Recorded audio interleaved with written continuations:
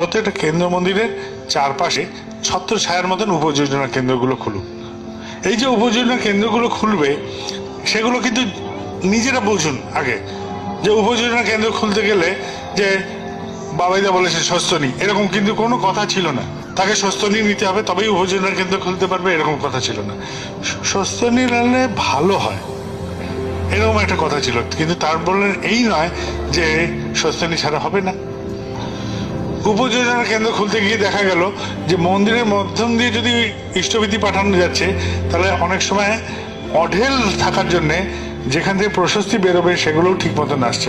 উপযোজনা কেন্দ্র ব্যতি রেখেও কিছু কিছু লোক এখনো সাপের মতন ভেতরে ভেতরে খেলে যাচ্ছেন, যদি এর থেকে কিছুটা সুবিধা তারা পেয়ে যান। এইখানে কিন্তু অন্যায্যতা। আপনি সাপের মতন খেলবেন কেন? আপনি তো সাপের মতন খল নন। তাহলে আপনার কি স্বার্থ এর মধ্যে লুকিয়ে আছে যে যা চলছে তার থেকে বাইরে আপনি দৌড়াচ্ছেন? তাহলে ব্যক্তিগত কিছুর জন্যই আপনি দৌড়াচ্ছেন। সেই ব্যক্তিগতটা কি? আমার ইষ্টবিধি নেওয়ার জন্য উপযোজনা কেন্দ্র থাকা সত্ত্বেও আপনি কেন দৌড়ে আসছেন? তাহলে আপনার স্বার্থটা কোথায় এটা জিজ্ঞাসা করুন। আপনি কি স্বার্থে দৌড়াচ্ছেন? আপনার প্রশ্নই কিন্তু এইগুলোকে আটকে দেবে।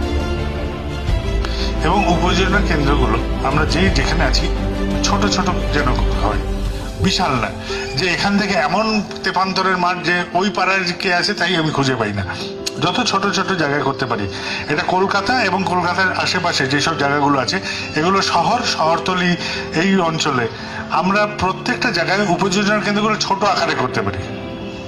ছোট আকারে করলে কি হবে, আমরা প্রত্যেকের খোঁজ খবর নিতে পারবো এবং আমাদের প্রত্যেকে খোঁজ খবর নিয়ে আমাদের পরিবেশ বা আমাদের যে অংশটিতে আমরা বসবাস করছি সেটাকে ডেভেলপ করতে পারবো।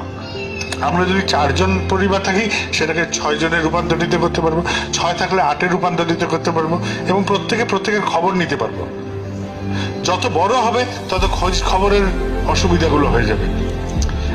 আমরা উপযোজনা কেন্দ্রে একটা হিড়িক তুলেছি, আমাদের এখানে 800 পরিবার, আমাদের 400 পরিবার, যেন এটাতে একটা মিটার হয় এবং সেই মিটারের প্রাইস দেওঘর থেকে দেওয়া হয়, এরকম কিন্তু কোথাও নেই। তাহলে এটা নিয়ে কেন আমরা সংখ্যাটা নিয়ে আনন্দিত হই? সংখ্যাটা এখানে তত্ত্ব ব্যাপার না। আমাদের ছোট ছোট উপযোজনা কেন্দ্রগুলো যদি খুলতে পারি তাহলে প্রত্যেকটা উপযোজনা কেন্দ্র তারা সেইখানে চিন্তা করুন যে এই জায়গাটাকে কি করে বাড়ানো যায়। ধরা যাক মৎস্যজীবীরা যেখানে আছেন সেখানে একটা উপযোজনা কেন্দ্র, মৎস্যজীবী যে মানুষগুলো তারাই বলতে পারবেন ওখানে যে ওইখানে কিভাবে কাজ করলে বা কি ধরনের যাজন হলে ওটা ডেভেলপ করা যায়, তাই নয় কি? যারা ফুলের চাষ করে